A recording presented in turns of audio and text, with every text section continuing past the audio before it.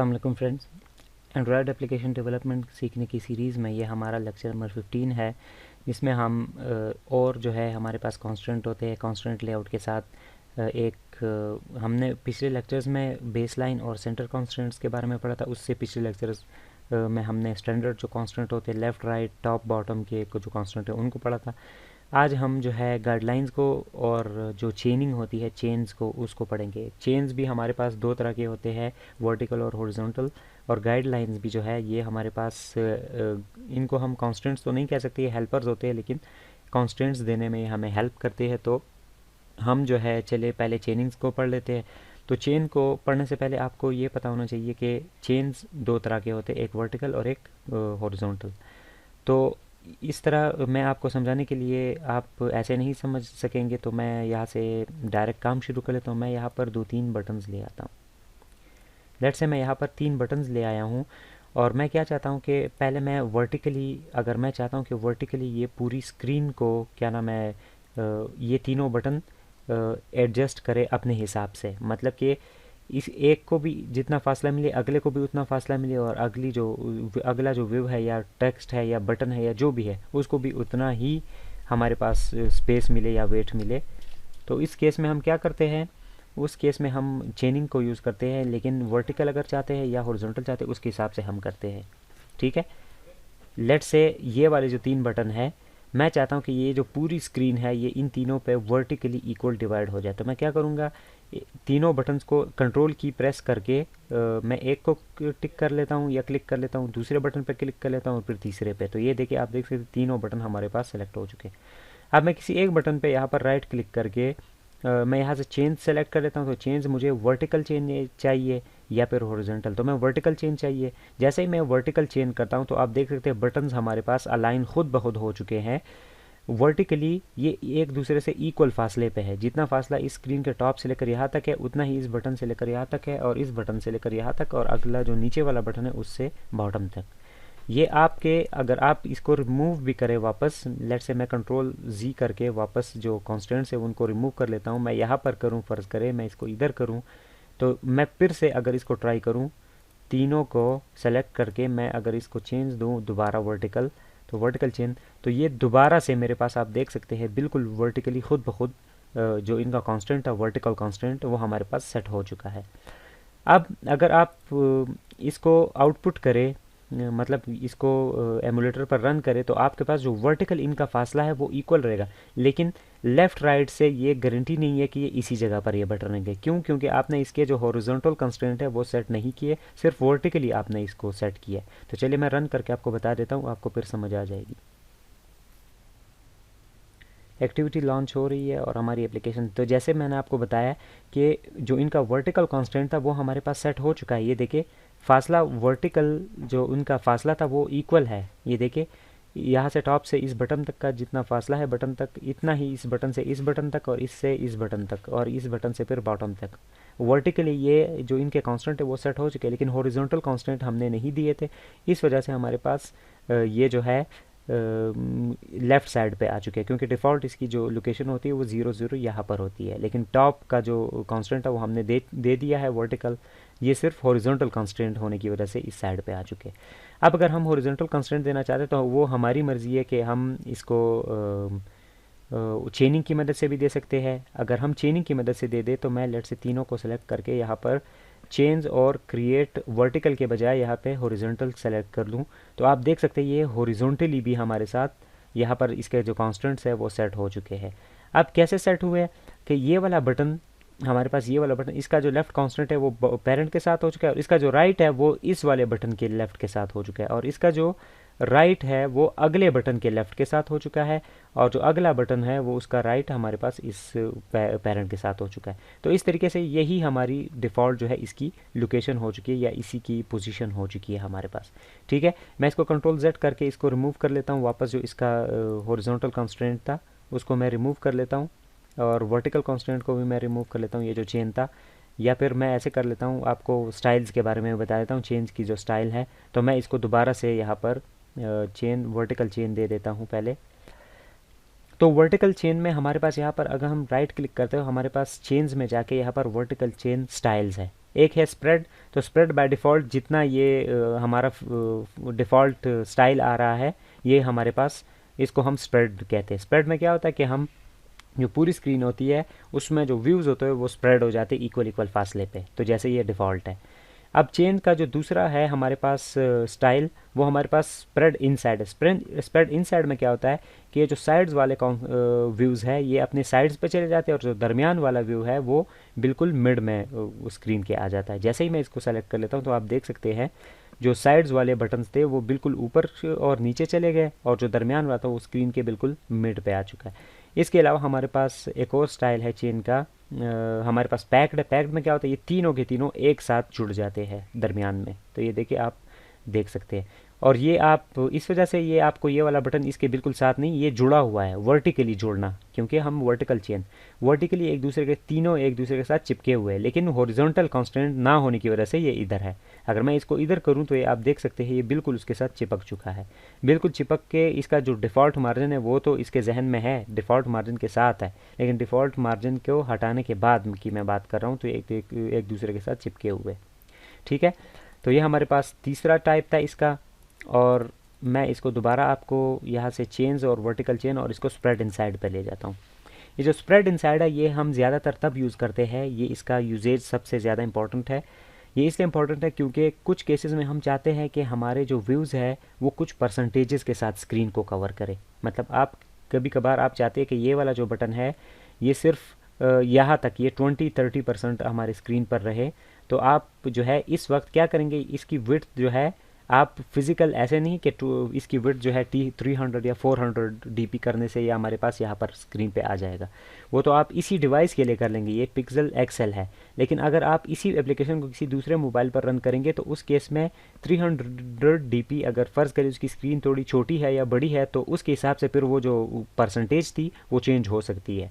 तो अब हम क्या करेंगे, ये जो कॉन्स्टेंट लेआउट है, ये चेनिंग का ये वाला जो मेथड है, ये स्प्रेड इनसाइड का, ये हमें हेल्प करता है कि हम हर डिवाइस पर उसी हिसाब से वेट ये इसको दे दे। तो हम क्या कर लेते हैं, हम कोई जिस बटन को हम चाहते हैं कि ये किसी वेट के साथ रहे, तो इस बटन को मैं सेलेक्ट कर लेता हूँ। और मैं इसका जो अगर वर्टिकली देना चाहता हूँ तो इसका जो वर्टिकल हाइट है, लेआउट हाइट, एक तो आप यहाँ से भी चेंज कर सकते हैं, और या फिर अगर आपको नज़र नहीं आ रहा तो यहाँ से इसको ऐसे कर सकते हैं। एक यहाँ से आपको नज़र आएगा सामने ही लेआउट हाइट, अगर नहीं नज़र आ रहा तो आप लेआउट और अंडरस्कोर HEIGHT हाइट, तो आपको ये हाइट नज़र आ रही है। आप हाइट को यहाँ से मैच कॉन्स्टेंट, इसमें मैच पेरेंट नहीं होता, मैच कॉन्स्टेंट होता है कॉन्स्टेंट लेआउट में। तो जैसे ही इसको करेंगे तो ये 0 DP का हो जाएगा। तो आप देख सकते हैं जितनी भी स्क्रीन थी, जितनी भी अवेलेबल स्पेस थी इसके पास, तो वो इसने ले ली है। ठीक है, और अवेलेबल स्पेस इसके पास कितनी थी, इसके पास ये बटन नीचे जाके अपने जो इसका जो बॉटम जिसके साथ चेन हुआ था उसके बिल्कुल साथ चिपक जाएगा, और ऊपर जितनी भी स्क्रीन रह गई है वो इस वाले बटन को इसकी हाइट के मुताबिक मिल चुकी है, क्योंकि इसकी हाइट हमने मैच कॉन्स्टेंट कर दी है कि मतलब ये जहाँ तक स्पेस मिल सकती है वहाँ तक ले सकता है। लेकिन हम चाहते कि ये जहाँ तक ले सकता है इतना हम नहीं चाहते, हम चाहते कि इसको सिर्फ यहाँ तक जो है हाइट मिले, यहाँ तक ये 20-30%। तो हम क्या करेंगे, हम इस वाले बटन को भी इसका जो मैच जो लेआउट हाइट है इसको भी मैच कांस्टेंट कर देंगे 0। तो अब क्या होगा, अब हमारे पास ये ऊपर का बटन और नीचे का बटन दोनों ही हमारे पास इक्वल फासले पे स्क्रीन पर डिवाइड हो चुके हैं। लेकिन अब मैं क्या करता हूँ, अब यहाँ से हम ऊपर वाले बटन को 20% स्पेस देना चाहते हैं, तो मैं बटन को सेलेक्ट कर लेता हूँ। यहाँ पर मैं जाऊँगा और इसको मैं वेट जो है वो मैं सेट कर लेता हूँ। तो मैं इसको जैसे ही सेलेक्ट करूँगा यहाँ हमारे पास लेआउट कांस्टेंट आ जाएगा, वेट मैं यहाँ लिखूँगा तो एक हॉरिजॉन्टल वेट आ जाएगा और एक वर्टिकल वेट। हमने जो वर्टिकल वेट है उसको सेलेक्ट कर देना है और उसकी वैल्यू को यहाँ पर सेट कर देना है। सॉरी, मैं इसको रिमूव कर लेता हूँ। यहाँ पर मैं जो वर्टिकल वेट है इसकी वैल्यू मैं देना चाहता हूँ लेट से 1। तो जैसे ही मैं इसको 1 करूँगा और इसको एज इट इज़ रहने दूंगा तो ये पूरी की पूरी स्क्रीन पर चला गया है। ठीक है, अब मैं क्या करूँगा, इसी बटन को मैं कंट्रोल Z करके दोबारा अपनी ओरिजिनल हालत पे ले आता हूँ और इस जो वेट है इसको मैं चेंज करके यहाँ पर कर देता हूँ 0.3। तो ये 30% का जो हिस्सा है ये इसको मिल जाएगा। लेकिन अभी आप देख सकते हैं जो ये फिर भी पूरा जो स्क्रीन थी उसके पास चला गया। वो ऐसा क्यों है, ऐसा इसलिए क्योंकि जो दूसरा बटन था उसको हमने वेट नहीं दिया। ये मैं इस बटन की बात कर रहा हूँ, इस वाले बटन की। ठीक है, तो मैं क्या कर लेता हूँ, इसको स्प्लिट व्यू में ओपन कर लेता हूँ ताकि आपको सही से समझ आ जाए, और यहाँ पर हम वेट देंगे इसका, ठीक है, कोड में, ताकि आपको नज़र भी आ जाए, साथ साथ उधर आपको सही से समझ नहीं आएगी। तो मैं इस वाले बटन को, ये जो पहला बटन है और ये दूसरा बटन है, ठीक है, मैं इनको जो है देना चाहता हूँ कॉन्स्टेंट्स। तो जो पहला बटन, इसको मैं 20% देना चाहता हूँ, तो मैं यहाँ से इसका जो वेट है, वर्टिकल वेट, ये मैं चूज़ कर लेता हूँ यहाँ से और 0.3 कर लेता हूँ, या फिर मैं इसको 1 ही कर देता हूँ, मैं 1 कर लेता हूँ। और जो दूसरा बटन है, दूसरा वाला बटन, इसका जो वेट है, वर्टिकल वेट, इसको मैं 3 हिस्से करना चाहता हूँ। तो अब आप देख सकते हैं कि ये वाला जो बटन है, ये वाला बटन आपके पास, ये यहाँ से लेकर यहाँ तक इसने कांस्टेंट ले लिया, और जो ऊपर वाले बटन को हम देना चाहते थे तकरीबन 20 to 30%, वो हमने यहाँ पर दे दिया है। अब अगर आप चाहते हैं कि ये वाला जो बटन है ये अपने नॉर्मल हालत में चला जाए, तो आप इसको, ये जो वेट है इसका, ये जो हाइट है, इसको भी आप वापस रिमूव कर सकते हैं। तो ये अगर मैं इसको ऐसे कर दूं तो रैप कंटेंट होने की वजह से ये ऐसे हो जाएगा, ठीक है। और ये इसका जो वेट है, ये तभी इसको अप्लाई हो सकता है जब हमारे पास ये यहाँ से हम मैच पेरेंट कर देंगे 0 dp। तो इसके हिसाब से हम ये अपनी एडजस्टमेंट कर सकते हैं। इसी हिसाब से मैं अगर इस वाले बटन को चाहता हूँ कि ये थोड़ा सा यहाँ दरमियान तक आ जाए और ये वाली बटन बाकी स्पेस ले ले, तो मैं इसको भी ऐसे कर सकता हूँ। मैं इसको कैसे कर सकता हूँ कि मैं इसको यहाँ से 2 दे दूँगा, तो ये मेरे पास थोड़ा सा ऊपर वाले को ज़्यादा स्पेस मिल गई है। अब मैं इस हिसाब से तीसरे वाले बटन को भी मुझे वेट देना पड़ेगा, तो मैं इसको 0 dp कर देता हूँ ताकि मैच कांस्टेंट हो जाए इसकी हाइट। और ये आप देख सकते हैं बिल्कुल गायब हो चुका है, लेकिन ये इसलिए गायब हो चुका है क्योंकि इसको हमने वेट देना होगा वर्टिकल वेट। तो इसको मैं लेट से 1 इसको दे देता हूँ। तो आप देख सकते हैं ऊपर और नीचे का दोनों बटन थे वो हमारे पास इक्वल हो गए, और ये दरमियान का जो बटन है वो जितनी भी जगह पर रह चुकी थी वो इसने कवर कर ली, ठीक है। तो इस तरीके से आप जो है चेनिंग को यूज़ करते हुए परसेंटेज या वेट्स जो है डिफ़ाइन कर सकते हैं अपनी स्क्रीन के हिसाब से। ये जो वेट्स है आपको अभी अगर समझ नहीं आई इतनी सही से, तो आगे हम जब वीडियोस में कवर करेंगे, इनको यूज़ करेंगे, तो आपको मज़ीद क्लियर हो जाएगा। अच्छे अच्छे लेआउट्स वगैरह इसी से ही बनते हैं, रिस्पॉन्सिव लेआउट्स, ठीक है। तो इसके साथ साथ ये वर्टिकल जो है हमारे पास चेन था। अब हम जाते हैं हॉरिजॉन्टल चेन पर। तो हॉरिजॉन्टल चेन के लिए भी मैं यहाँ से एक बटन ले लेता हूँ, आपकी मर्ज़ी, आप बटन्स ले ले, मैं चले एक टेक्स्ट व्यू भी साथ ले लेता हूँ, ठीक है। अब मैं क्या कर लेता हूँ कि मैं इनका तीनों को सेलेक्ट करके इनका जो हॉरिजॉन्टल चेन है वो अब मैं सेट करना चाहता हूँ। तो जैसे ही मैं हॉरिजॉन्टल चेन करूँगा तो आप देख सकते हैं ये हॉरिजॉन्टली एक दूसरे के साथ कॉन्स्टेंट्स इनके सेट हो गए। इसका लेफ़्ट इसके साथ, इसका राइट इसके साथ, इसका जो राइट है वो इसके लेफ़्ट के साथ, और इस बटन का जो राइट है वो पेरेंट के साथ। ये चेन कंप्लीट हो चुकी है। लेकिन वर्टिकली इनकी जो है गारंटी नहीं है, ये वर्टिकली ये ऊपर शिफ्ट हो जाएंगे अगर हम इसको रन करेंगे एप्लीकेशन को। क्यों?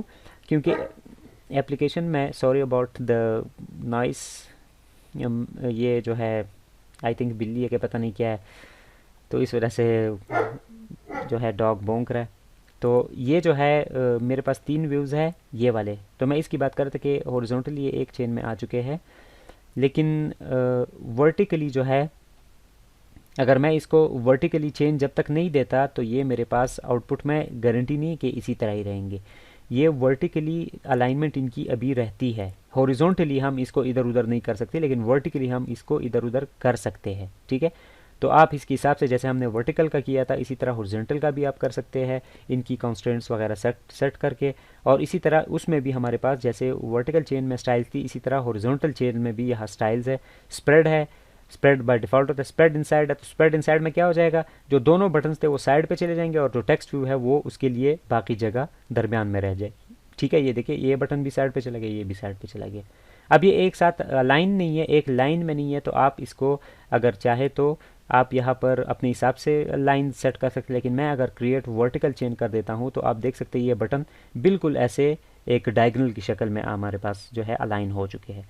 अब अगर मैं इस एप्लीकेशन को रन करूं तो एग्जैक्ट इसी मैनर में ही मेरे पास आउटपुट आएगा, ठीक है, इसी मैनर में।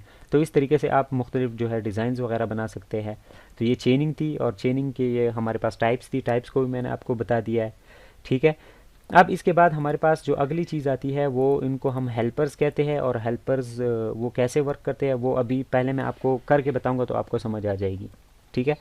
लेट्स से मैं यहाँ पर एक बटन ले लेता हूँ, यहाँ पे एक टेक्स्ट व्यू ले लेता हूँ, साथ ही साथ मैं यहाँ से चले बस बटन्स और टेक्स्ट पर ही काम कर लेते हैं, क्योंकि ये ज़्यादा जो है ईजी है और आपको सिर्फ समझाना ही है, तो हर व्यू के लिए आप ऐसे ही कर सकते हैं। ठीक है, तो अब अगर आप चाहते हैं कि जैसे ही मैं इसका कांस्टेंट सेट करूं, तो ये आप देख सकते हैं जैसे ही मैंने इसका लेफ़्ट कांस्टेंट सेट किया तो ये बिल्कुल अपने पेरेंट के साथ चिपक चुका है।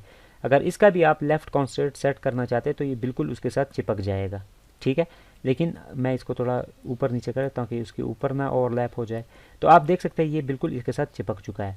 Same is the case for this text view, तो इसको भी मैं जैसे ही करूँगा तो ये इसके साथ चिपक चुका है। अगर आप चाहते हैं कि डिफ़ॉल्ट जैसे ही कोई व्यू हम ऐड करें और वो 10 dp या 20 dp या 30 dp कितना भी dp हो सकता है किसी मार्जिन के साथ यहाँ पर आ जाए, तो उसके लिए एक तो तरीका ये कि आप इसका डिफ़ॉल्ट मार्जिन सेट करेंगे। डिफ़ॉल्ट एक बटन में जाके यहाँ पर स्प्लिट व्यू है, यहाँ पर हम मार्जिन लेफ़्ट करेंगे तो हमारे हिसाब से फिर वो जितना भी 16 dp कर लिया तो 16 dp के फासले पर डिफ़ॉल्ट आ जाएगा। फिर अगले बटन को भी हमें चेंज करना पड़ेगा, जो टेक्स्ट व्यू है उसको भी चेंज करना पड़ेगा।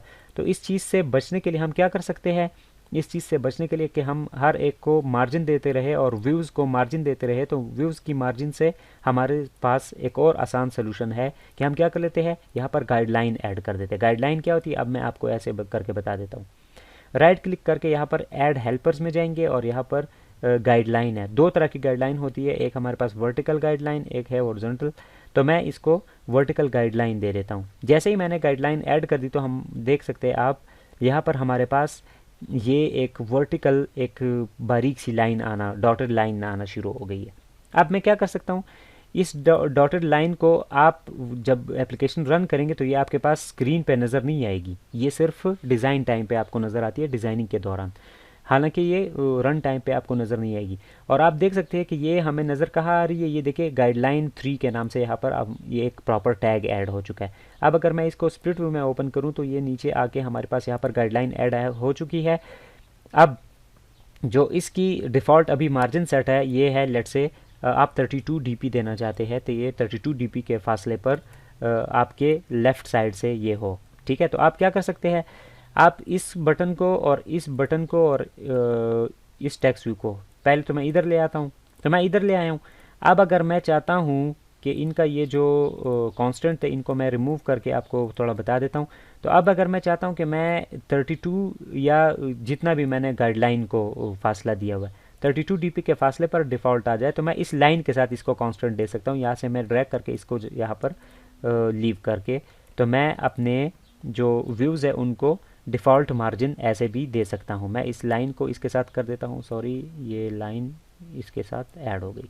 ठीक है, तो अब अगर मैं अपने एप्लीकेशन को रन करूँ तो ये लेफ़्ट साइड पर नहीं होंगे इसी जगह पर, लेकिन हमें अगर हम देखें तो हम बटन को ऐसे लगता है कि बटन को हमने मार्जिन दिया, लेकिन हम देख सकते हैं बटन के पास यहाँ पर किसी भी बटन और किसी भी टेक्स्ट व्यू के पास यहाँ पर लेफ़्ट मार्जिन हमारे पास मौजूद नहीं है।